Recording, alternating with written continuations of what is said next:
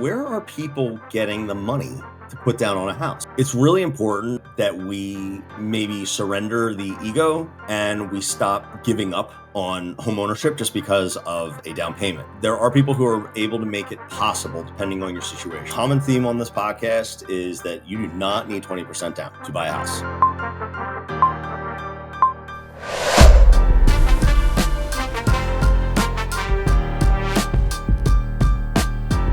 Welcome back to another episode of Moving Sucks. I am your host, Seth, and I am talking about down payments, gifts, myths, whatever.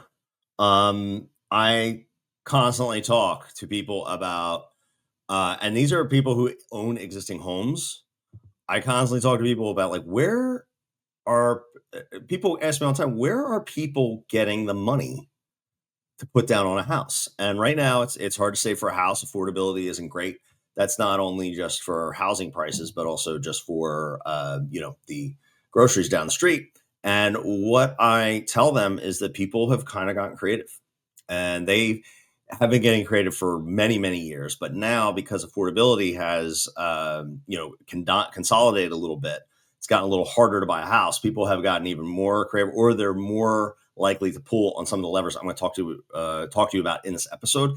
And it's really important that we maybe surrender the ego and we stop giving up on homeownership just because of a down payment. I know it sounds really simple. It's easy to say, I own my house. I know it's very easy just to say, yeah, you know what, buck up, buttercup. But there are people out there every single day. There are still 4 million homes being sold in this country every day. Every year, and every day. That'd be a lot. So in the end, there are people who are able to make it possible depending on your situation. Now, if you're a first-time home buyer and you've got a lot of debt and you don't have a lot of income, obviously it's going to be harder. If you have low credit, it's going to be harder. But right now, we are closing and putting people into homes that called us 2 years ago. And it was because they followed our plan. They had to make some hard decisions, but now they're getting into homes, and they're getting into homes well, meaning they're getting in with payments that they can swallow. They're getting in with enough money down, enough equity to kind of plant that flag. So in this episode, I'm going to go over a little bit some of the stuff that people are doing. But first, a common theme on this podcast is that you do not need 20% down to buy a house. That is an old rule. That is a rule based on old lending conditions that haven't been around forever. So if anyone's telling, well, I got to have 20% down, and I have 23-year-olds who are, I don't know how I'm ever going to have 20% down to buy a house. Now, it's a good idea to be able to put as much money down as you can. But at certain price points, and if your income is high enough, you don't need to put 20% down. Now, there are some costs associated with not doing that, because you have to remember all lending is based on risk. The more money you put down, like if I have a $500,000 house and I put $450,000 down and I'm only borrowing $50,000, that's not a very big risk for the bank. But if it's the opposite, I'm putting $50,000 down and I'm borrowing $450,000, totally different risk profile. So that's a risk profile for the bank, but it's also for you as well. $450,000, it's not very likely that you're gonna get hurt with all that equity in the house. So that's the first thing I wanted to talk to you guys about, is that 20% down is not required. It's definitely something that if you could do it or get close, it's better, but it's not a requirement. But what do down payments actually look like today and how people are doing it? First time and move up buyers, first time home buyers, first time home sellers, they are not putting 20% down. There are other loan products out there. There's FHA, which is 3 to 3.5%. You can put down more. There's a conventional loan, which is the main bucket of loans that conventional sounds exactly what it is. They're just regular loans. Those are the ones that are the most liked by the banks. You can put down as little as 5%, sometimes even just 3% if you're a first-time home buyer.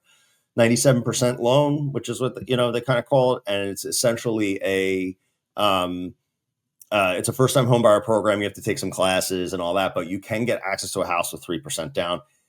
And then you have a USDA and a VA loan, and those are 0% down. Now, in certain markets across the country, if you're listening to this or you're watching this somewhere and your market is not doing great and like values are either stable or they might even be declining a little bit, I would not suggest doing a VA or USDA loan. Anything with 0% down. In fact, I think a 3% loan is not exactly the best idea either. But every single market is specific. And I have talked about this ad nauseum on this podcast about the fact that there is not a one magical number that you need to follow with the housing market. Like literally, like I live in a township and about 2 miles away, I've got another township and the markets aren't the same. So if you're listening to this from Ohio or from Arizona, we're in Pennsylvania. The market is still pretty frothy. Properties are still moving. We just got another one under contract with a bidding war. And it wasn't like a very nice house either. So if you live in a market where the prices are still appreciating, you can get in on these like lower down payment loans. A lot of people don't realize that these programs even exist, and they're so locked in this 20% thing, they don't even realize. Conventional, you can put 3, you can put 5, you can put 10, 15, you can put 17, doesn't matter. If you want to put down as much money as you can to get that payment down to where you need it to be. Another way that people are finding money for houses is they're just reallocating it. Okay. They're budgeting. They are pausing their 401k, stipend for just a year and just banking that cash instead of putting it towards that investment vehicle, because a house is an investment. It's an investment in security. It's an investment in it's a long-term investment. It's still a good idea to buy a house versus renting. There are, believe it or not, some markets where I probably would not do very well as a real estate agent because I don't think I could probably put people into homes because some of the values are going down so fast. But in the Philadelphia area and most of the Northeast and the upper Midwest, it's still a really great idea to just buy a house safely. And that's what we do with our team. And that's any agent who's not talking you through the long-term ramifications of home ownership. It doesn't really deserve your business, because that's what we are. We're real estate advisors and we want to make sure you're making the right decision. The other aspect of things is getting rid of the inability to save. And what I mean by that is like aggressive debt pay down.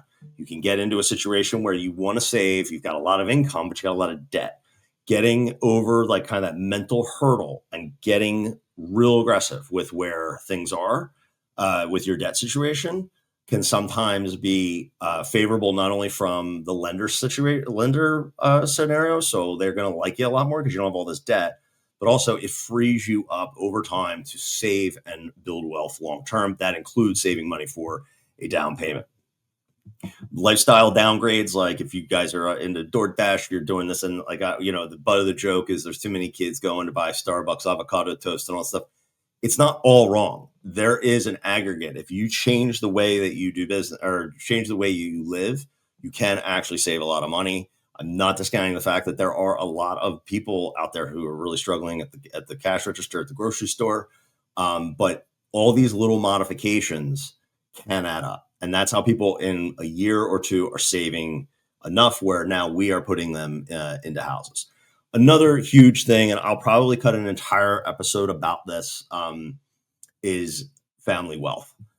There's a dynamic called the silver tsunami. And really what that means is that there's a ton of equity and there's a ton of wealth sitting at the top of the demographic scale. And what that means is that boomers and older Xers have a lot of the money. And as they pass or they want to send this money back down to help you guys buy a house, that is going to be more and more of a thing. So I deal with a ton of people getting gift monies, and it doesn't have to be $100,000. Sometimes it's $15,000, and it's just something that gets you over the hump to get your down payment, or maybe it covers your closing costs, and that is enough to get you into a house where you are comfortable and you can deal with everything else that comes after that. There is also something called like a private note, a loan, like a family loan. So I do multiple of these deals every year where we get mom and dad buy the house, and they take out a private note, and the kids take occupancy, and the kids just pay the parents back. There's no bank involved at all. That's for obviously wealthier people. But there is that dynamic. And so, people ask me, like, how do people get in a house? Like, how did they buy that house for $850,000 cash? Or how did they buy it for $350 cash? It's because the parents took out and like a line of like equity of credit, like line of credit against their house, took that out, bought the house with that equity that they've been saving up for 20 years. And soon one day that'll be you. And that's how they finance the house. So it comes out looking like cash. But it's not really. They're borrowing money against other assets. Nobody's just sitting around. I hope not. No one's sitting around with $350,000 worth of cash. So there's partial gifts, there's full gifts, there's loans. There is also something called gift of equity. That is when the parents sell the house right to the kid. I'm doing one of those right now in Bucks County. They're a little different, a little more complicated, but people are getting creative. It's really interesting. It's a grandmother and a grandson, and the grandmother has had the house, and the grandson's been living in the first floor, the lower level, and they're just swapping now. She's going to travel. He's going to take occupancy of the house. I think he's about 30 years old. And it's kind of a cool thing where they're just going to be flipping the house. And I helped her buy this house like in 2017, but she doesn't need all the house anymore. She's going to do a lot of traveling. She just wants to come and go. And the grandson wants to build a life. So it's a pretty cool idea. Selling things off. People have second cars. They have toys. They've got life insurance products that they don't need anymore. Like whole life, they'll sell that off because there's a cash value to it. And like we talked about with like just selling off, just making modifications in lifestyle. The other side of it is there's something called a recast. So what that means is that Bob and Susie Smith own a house. They've got $150,000 worth of equity, but they can't actually buy another house till they sell this to get that $150,000 worth of equity. What is actually happening now is the banks are now allowing 60 days for you to go buy that house, and you're going to have a really high payment because you're not going to put a lot of money in. And then you get 60 days to turn around and sell this house. And then you can go and take that equity, the money, the proceeds from settlement, you can take it and put it towards the new loan as though you'd put it down in the first place. And it's called a recast. So you buy the house at like a really, really low down payment. You get in, you got to make one mortgage payment, which will be at a high number because you're not putting a lot of money down. And then in the meantime, you go and you sell this house, and then you go over and you apply that, and it recalculates your mortgage payment. And keep in mind, when you go under contract on this house and you're through contingencies, you can list this house. You don't have to buy this house, then list it. So you can kind of walk and chew gum at the same time. That is a huge tool that most people don't know about. So people aren't technically getting in. They own a house and they're like, well, how did they get into that house? It's like, because the bank kind of let them skip to this part first with the assurance that this part would be sold. And that's how they get around a home sale contingency. So that is a huge hack that most people don't know about. And we just do a ton of them. There are some down payment assistance programs. Every county has them. Every state has them. And I think there are even national programs. That's okay. The problem with down payment assistance is just a lot of times you have to pay it back. It's a grant, but it's like, I just sold a house in the city, and it's like a second lien. So you have your main loan, and then you have to pay back this grant. I think she had something like $11,000 worth of debt added on top of her initial loan. And that can be tough because if you have to go and sell the house right away or sell it within a few years, it can really kind of compress how much money you would get at the event of a sale, unless values just keep going up. And then really, honestly, like we've talked about this with the just waiting, is a lot of times it can be really smart, but not waiting also can be smart. And what I mean by that is not just like rush out and buy a house, but not waiting to talk to somebody like me or an agent, not talking to a lender. And like we have so much success with people who just get on a call 1 to 2 years before they're ready to do anything and just like find out where the guardrails are. Okay. Like how much money do they need to save a month? Like getting their credit in order, making sure they're making the right payments. And like, there's a like debt and credit. It's like, you have to almost be like a puppet master where you have to decide on how much to pay off, when you pay it off. We have multiple credit experts. We've had Ryan Alexander on the call multiple times, or on the pod multiple times. There's other people who have different methodologies that can really get your credit where it needs to be, but also really get you to tackle your debt. Because it's never going to stop. It's never going to go away. The bank's never going to forget to send the bill. And so costing, or the cost of waiting is just can be monumental. Even if you never buy a house, just getting on a call to find out how to tackle that debt can be the difference between a lot of stress and not. So I think the overall goal is you want to be able to put down as much money as possible, but you should explore as many options as you possibly can about what is available out there. And listen, you get on with a lender and it's too expensive, that's fine. Then you know.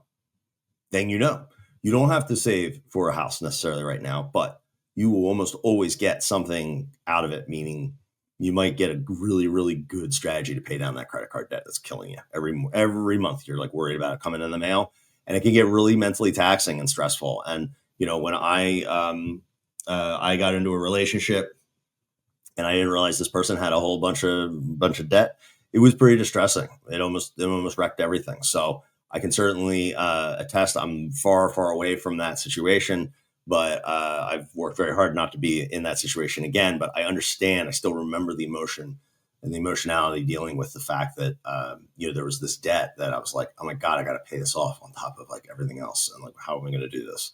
But we did it, and it ended up being okay. So the goal always is just good advice here, guys. It is about giving you good advice. It's not about pressuring you and putting you into a house ahead of time. It just, frankly, just can't happen anyway.